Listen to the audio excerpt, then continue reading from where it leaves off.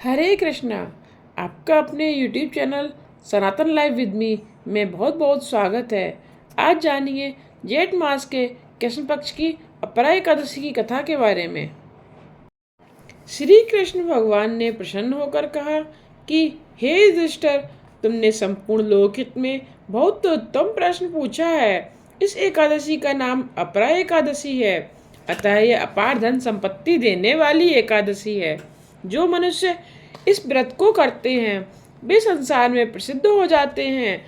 अपरा एकादशी के व्रत के प्रभाव से गौ हत्या, ब्रह्म हत्या, भूत योनि, दूसरों की निंदा आदि अन्य सब पाप दूर हो जाते हैं। पर स्त्री गमन करने वालों के भी पाप नष्ट हो जाते हैं। झूठा वेद पढ़ना, झूठा शास्त्र बनाना, ज्योतिष विद्या से ठगना, भरमाना, नकली वैद्य डॉक्टर बनकर धोखे में रखना आदि पाप नष्ट हो जाते हैं।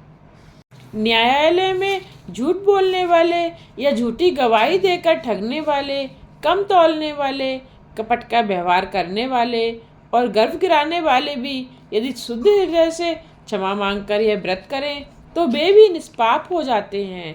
युद्ध क्षेत्र से पीठ दिखाने का पाप भी धुल जाता है। जो शिष्य गुरु से विद्या ग्रहण कर उनकी निंदा करते हैं वे अवश्य नरक में पड़ते हैं। ऐसे शिष्य यदि अपने अपराध की क्षमा मांगकर अपरा एकादशी का व्रत करें तो पाप से मुक्त हो जाते हैं।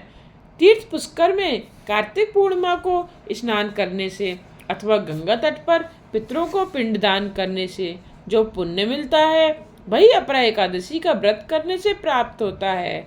माघ मास में जब सूर्य मकर राशि पर स्थित हो उस समय प्रयाग या काशी में स्नान करने वाले मनुष्यों को जो पुण्य मिलता है, काशी में शिवरात्रि का व्रत करने से जो पुण्य मिलता है, गया में पिंडदान करके पितरों को तृप्ति प्रदान करने वाला पुरुष जिस पुण्य का भागीदार होता है, बृहस्पति के सिंह राशि पर स्थित होने पर गोदावरी में स्नान करने वाला मानव जिस फल को प्राप्त करता है, कुंभ में बद्रिकाश्रम की यात्रा के समय भगवान केदारनाथ जी के दर्शन से तथा बद्रिका तीर्थ के सेवन से जो पुण्य फल उपलब्ध होता है, तथा सूर्य ग्रहण के समय कुरुक्षेत्र में स्नान से और दक्षिणा सहित यज्ञ करके हाथी, घोड़ा और स्वर्ण दान करने से जिस फल की प्राप्ति होती है, उसी प्रकार अपरा एकादशी का व्रत करने से भी मनुष्य वैसे ही फल प्राप्त करता है।